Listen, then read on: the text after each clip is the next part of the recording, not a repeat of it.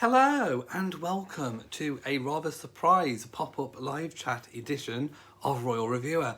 Right, so I wasn't expecting to come at you today from my living room. It's nighttime, it's almost 11 p.m. here in the UK. I was just relaxing for the evening, and of course news came in that Princes William and Harry had both reacted publicly and made public statements about what's happened today regarding the investigation into the BBC, the Dyson investigation regarding the BBC Panorama interview of Diana, Princess of Wales.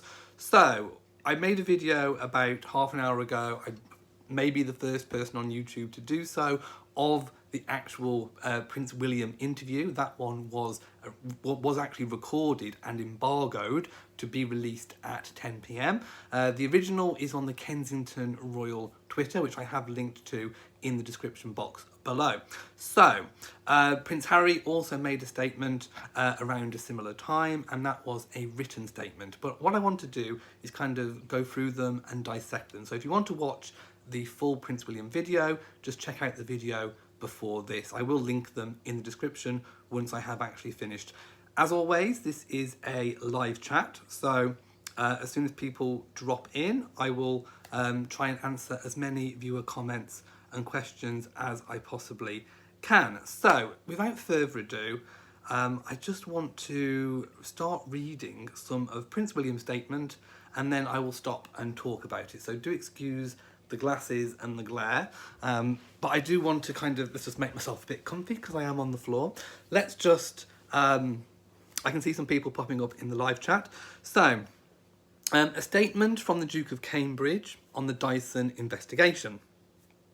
It is welcome that the BBC accepts Lord Dyson's findings in full. So obviously, William is saying, that he's actually glad that the BBC has actually admitted fault, because that is what they have done. They have actually admitted fault, which are extremely concerning. That BBC employees, and he gave a list of things that are his main concerns, lied and used fake documents to obtain the interview with my mother. So for the past probably year, we've had different interviews and documentaries on TV pertaining to these documents which were fake. And these are the fake bank statements which Martin Bashir is said and now proved to have used to get Earl Spencer to introduce him to Diana to get the interview. So basically they've just come out and said that these documents were actually faked. That they made lurid and false claims about the royal family, which played on her fears and fueled paranoia. So here is Prince William admitting that his mother did indeed, or was going through, elements of paranoia, which of course is also kind of a mental health issue in itself, especially when you are being gaslit and you are being stoked. So yeah, Princess Diana, when she made that interview, the Panorama interview, was being gaslit. Now, certain elements of the interview and points that she made were, of course, true. Not all of the interview. This does not say that all of the interview was fake. For example, Prince Charles was indeed seeing Camilla at that time, but it influenced what kind of level of comments that she made, what they were about, and also in her head, kind of what she was thinking. So now we look back on that quarter of a century old interview with a complete different set of eyes. As historians, which we are now going through a period of modern history. When new evidence comes to light, we can look back. When new source evidence comes to light, we can look back at things like the Diana interview with completely fresh eyes, with a view that the reason why she's saying these things is because she's being gaslit. There was also, I think Martin Bashir made claims that, for example, Prince William had a watch that was spying on Diana. So Diana really did think that the institution, that everything was kind of out to get her. Right, let's carry on with some of these points. That they displayed a woeful incompetence when investigating complaints and concerns about the programme. Well, yes, in the initial steps, in the initial stages of investigation, there was a big cover-up. Were evasive in their reporting to the media and covered up what they knew from their internal investigations. He says, "It is my view that the deceitful way the interview was obtained substantially influenced what my mother said." So he's saying basically that the element of gaslighting influenced what she said. "The interview was a major contribution to making my parents' relationship worse and has since hurt countless others." So here we have Prince William admitting that obviously his parents' relationship wasn't good. We all know that to be true. We could all see from the way Diana was reacting to the media that things were not good at that time. But here we have a prince, 25, years on, admitting that the interview was a major contribution in making the parents' relationship worse, and has since hurt countless others. It brings indescribable sadness to know that the BBC's failures contributed significantly to her fear, paranoia, and isolation. Again, admitting that Diana felt isolated. I think she felt isolated from members of her family, the royal family. If she was being gaslit about, for example, Prince William having a watch spying, perhaps she even felt slightly isolated from her children. We really don't know kind of what was really going on in Diana's head at that time. He said, "But what saddens me most is that if the BBC had properly investigated the complaints and concerns first raised in 1995, my mother would have known that she had been deceived." So, this is kind of linking the fact that the Panorama was the first link in this kind of direct line. Her brother, Charles Spencer, has said that there is a direct line that you can draw from the Panorama interview and Martin Bashir's involvement in that, all the way through to the car crash in Paris on that fateful night in that tunnel. Who would have known? If she hadn't have been deceived, then would the course of history have been changed? We really do not know. But what William's saying is that at least if the investigation had been conducted properly, fairly, honestly, openly, then even after doing the interview, at least she would have known that she'd been deceived, and maybe she could have taken action and even found some kind of level of peace with what she thought was happening in her head before she even passed away, if it would have even gone that far in the first place. But it is really, really sad. I agree with William that she went to her grave, believing those lies that Martin Bashir had gaslit her on. She was failed not just by a rogue reporter, again calling Martin Bashir a rogue reporter, which he was, but by leaders at the BBC who looked the other way, rather than asking the tough questions. It's important to remember as well that the current BBC is not led by any of the team that were around during those times. It is my firm view that this Panorama programme holds no legitimacy and should never be aired again. So, this is the first time that Prince William has come out and said this interview literally should be put to bed. It should be buried, it should be locked in a vault, it should never be aired again. That potentially is possible in terms of the BBC not airing the interview. But this interview has been played around the world, monetised by many for 25 plus years. The cat is well and truly out of the bag, and trying to put, or rather Pandora's box has been opened, trying to put everything back in the box and lock it away is going to be near impossible, especially when This interview or clips or snippets are all over YouTube. They're all over TikTok. They're all over social media. So it's going to be difficult to put the cat back in the bag, but at least it's a start that the BBC, perhaps if they agree with William, of course nothing is written in stone, but if they agree with William, then at least perhaps this interview will never be aired again, at least on the BBC. It effectively established a false narrative, which for over a quarter of a century has been commercialised by the BBC and others. Indeed it has. William is absolutely correct there. This settled narrative now needs to be addressed by the BBC and anyone else who has written or intends to write about these events. So basically, William is saying what I just said earlier about looking back at history with a fresh pair of eyes, reviewing this interview for what we now know it is. We are watching a woman, albeit a princess at the time, literally full of paranoia, of insecurity, of being fed falsehoods by Martin Bashir.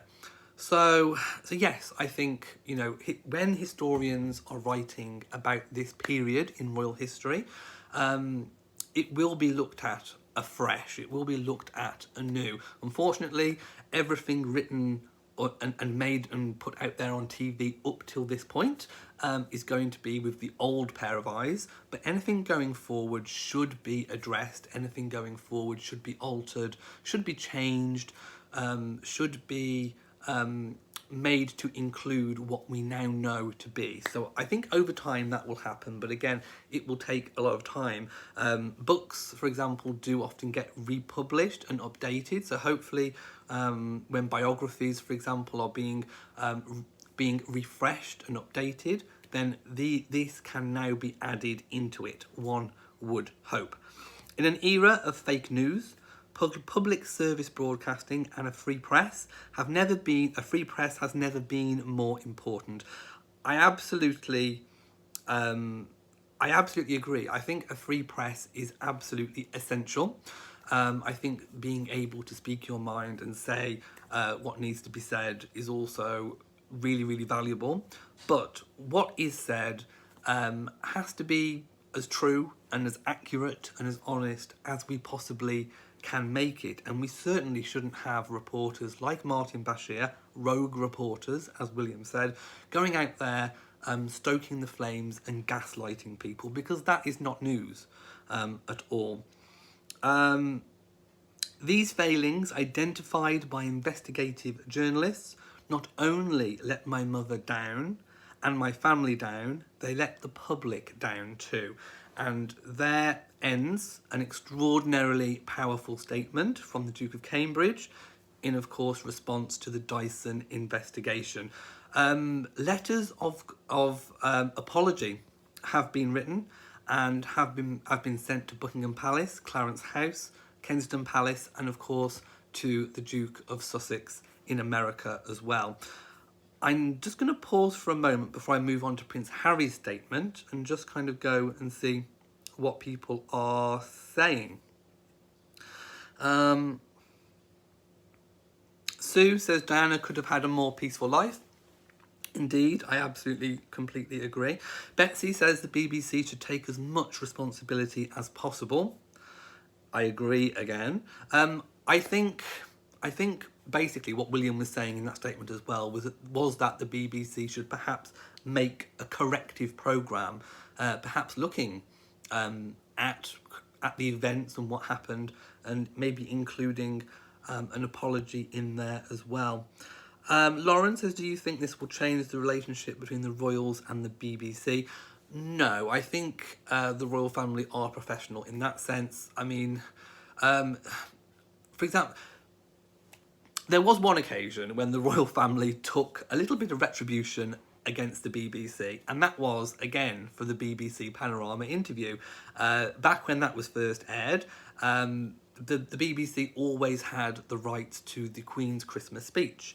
After then, the palace made the decision, believed to be right from the top, from the Queen, to alternate between different broadcasters year on year. and that was the first time.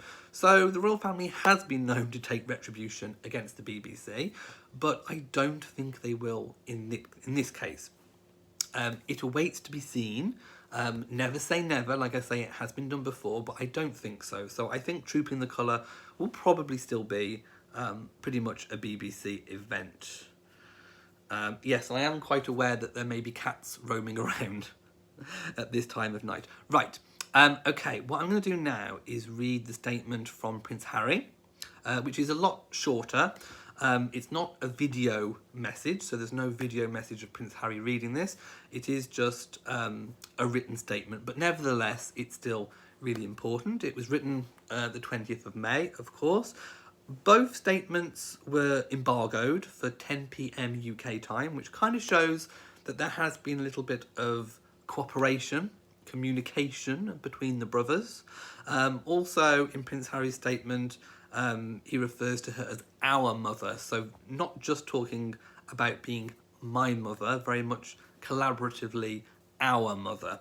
So, yes, I think this kind of incident, this shared experience, perhaps has brought some communication back between William and Harry. So, the statement from the Duke of Sussex reads, commenting on the outcome of Lord Dyson's investigation. Our mother was an incredible woman who dedicated her life to service. She was resilient, brave, and unquestionably honest. The ripple effect of a culture of exploitation and unethical practices ultimately took her life. Again, I think Prince Harry is going back to Charles Spencer's point that there is a direct line, a direct correlation between that Panorama interview and ultimately what took her life. To those who have taken some form of accountability, thank you for owning it. That is the first step to justice and truth. Yet what deeply concerns me is that practices like these, and even worse, are still widespread today. Then and now, it's bigger than one outlet, one network, or one publication. Our mother lost her life because of this, and nothing has changed. By protecting her legacy, we protect everyone and uphold the dignity with which she lived her life. Let's remember who she was and what she stood for.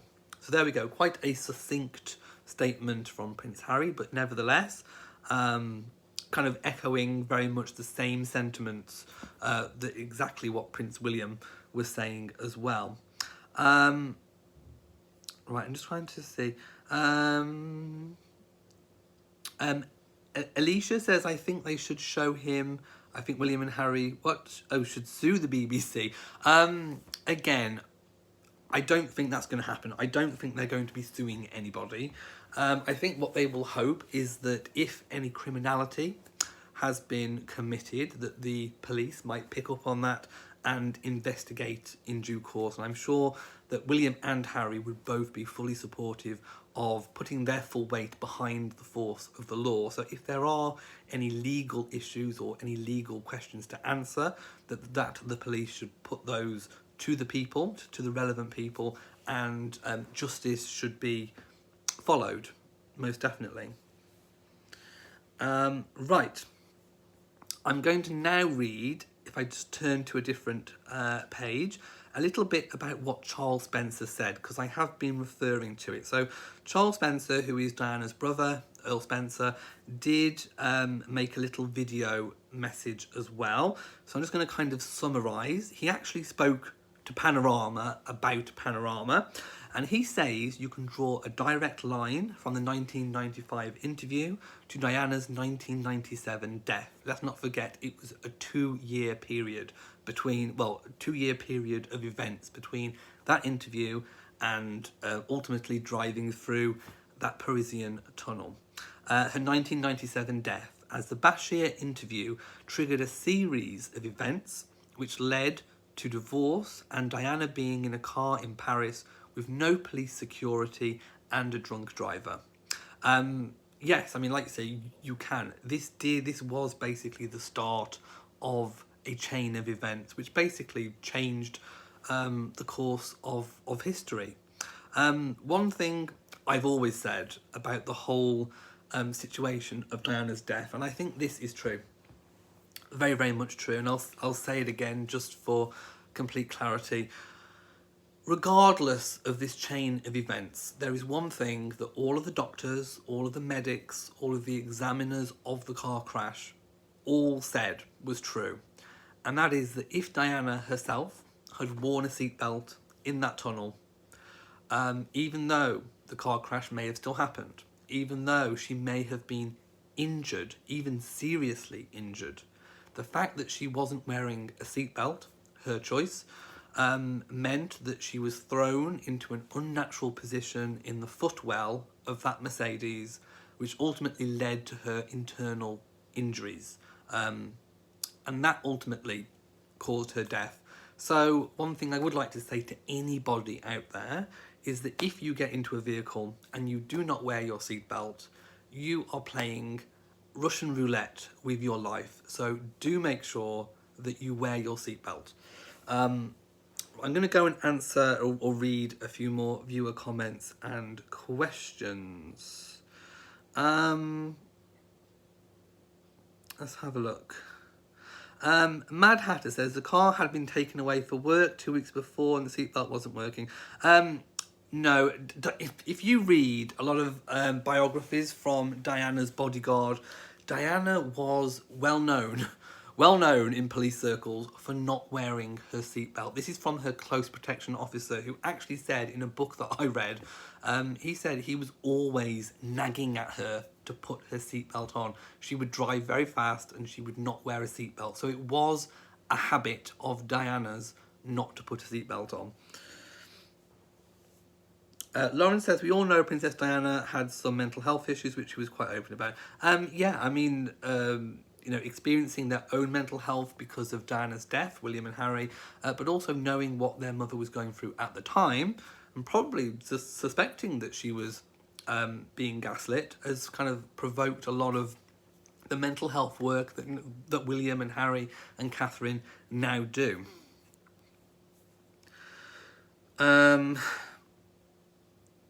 Ashraf says it's very sad that the BBC should do that. Yeah, I mean, we're talking a quarter of a century ago. Like I said, all of those leading top people that were in charge at the BBC back then are no longer in charge. So we have had an apology from the Director General of the BBC, but obviously, apologising for the actions of others before him. So we do have to kind of point out that even though he is apologising for what's gone on in the past, it wasn't anything to do with the current Director General or the current regime, although successive regimes did try to cover up what went on, I suppose. Oh, also, Diana's letter came to light. So if you remember, there was a long lost letter that Martin Bashir had Diana write to say that she was happy with the interview, that she wouldn't change anything, that she hadn't been shown any documents. What's happened today has proven again that Diana perhaps was protecting people, perhaps even Martin Bashir. And that letter, again, we can look at that letter with the historian's eyes of she was still gaslit.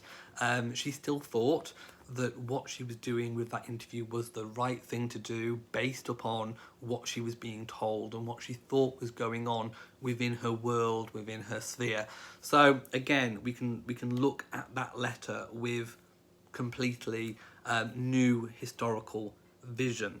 How was Earl Spencer involved? He was involved because Martin Bashir went to Earl Spencer first to try and get access to Diana. At the time, Oprah and many other interviewers were trying to get an interview with Diana. Diana dismissed them completely. So Martin Bashir thought that a way in to Diana would be to catch Earl Spencer's attention with some false information or some kind of accusations that perhaps his sister might be interested in. He gained access via Charles Spencer, kind of wormed his way in, got Diana's trust, showed Diana and Charles some fake documents, and then that's how he got authorization for the interview itself. So Charles was involved. Oh, thank you so much to Gangster Gran, who has donated £9.99 and says thank you for this chat, and the haircut and beard look great. Thank you so much. I should also say the United Kingdom of Scotland has donated £7.99 and 2 other 99s as well. So thank you so much for all of your kind contributions. It really does mean the world to me. Right. So I think that's kind of all we have at the moment. What I'm going to do is just really quickly refresh some of my screens, because this is kind of breaking. William and Harry's statement only literally went out about an hour and a half ago. So I'm just going to see if there's anything else come out since. I don't think we'll see any more tonight, but if we do, I will probably report on it in the morning. No, I can't see anything else that's come out. Right, so I think we're going to leave it here. I'm going to carry on with my evening. So thank you so much for watching this video. If you've enjoyed my dissection of Harry and William's statements, please give the video a big old thumbs up. Don't forget to leave a comment, let me know exactly what you think, and please be respectful of each other's views and opinions, because I'm sure different people are going to have very different views and opinions on this, but the truth and the fact is that an investigation has found that Martin Bashir did show false documents, and that William and Harry obviously made the statements that I've just read. So until next time, make sure you are subscribed to the channel. From me in Shropshire, mwah, to you all, and goodbye.